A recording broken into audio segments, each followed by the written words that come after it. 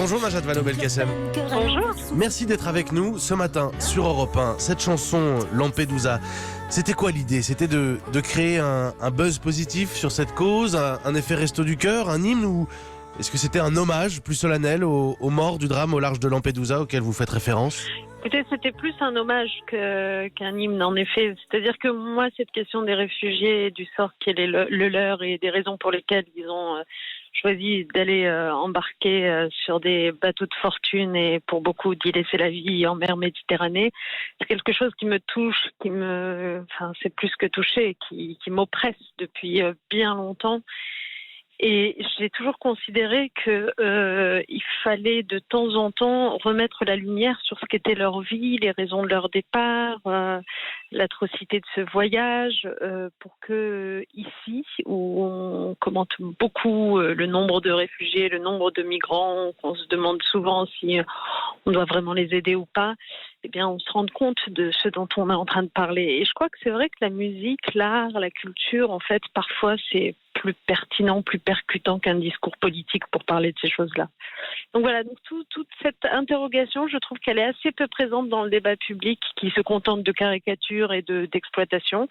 Et c'est pour ça que j'avais envie d'apporter cette touche un peu musicale. Le fait de débattre de l'immigration, à vos yeux, c'est une opportunité politique, une stigmatisation de ces migrants, ou alors ça a une utilité démocratique d'en parler librement, parfois faire plus, parfois faire moins, mais décider démocratiquement?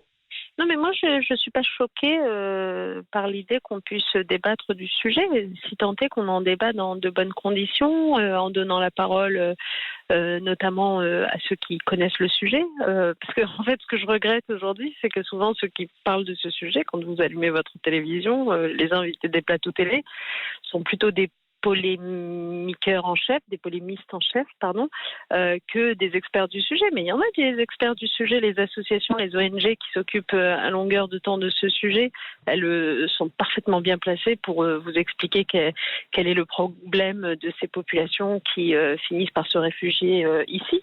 Pour vous expliquer par exemple qu'en fait 80% des réfugiés sont aujourd'hui accueillis au sud et pas au nord, et que vous voyez, à force de laisser croire que c'est le nord qui est envahi par les réfugiés, etc., on trompe les gens en fait. Ce qui est vrai, c'est que les réfugiés, ça va pas s'arrêter demain. Ce qui est vrai, c'est que aux réfugiés victimes de persécutions ou de guerres, comme ceux qu'on connaît aujourd'hui, notamment en Syrie, vont s'ajouter dans les prochaines années les réfugiés climatiques. Et ça, j'aimerais bien qu'on ait un vrai débat pour regarder ça de façon posée. Mais vous leur dites quoi, Najat Vallaud-Belkacem, aujourd'hui, à ceux parmi nos auditeurs qui vont vous dire qu'ils ont peur de ces vagues migratoires quand il y en a? Quel est le regard que vous portez sur l'attitude de la France, à la fois les décideurs, mais aussi les citoyens? En fait, moi, ce que je leur dis, c'est que il faut toujours chercher à se mettre quand même à la place des autres. Je pense que c'est très important d'abord pour comprendre ce qui se passe et pour se projeter, pour se demander comment soi-même on réagirait. Je leur dis que les réfugiés, et c'est aussi le sens de cette chanson, les réfugiés, c'est des gens qui n'ont jamais choisi de bon cœur, de façon gaie, de quitter leur pays, leurs racines, leur famille, les leurs. Jamais. S'ils en sont arrivés là, c'est qu'ils n'ont pas eu le choix, c'est qu'ils y allaient de leur vie, de la vie de leurs enfants.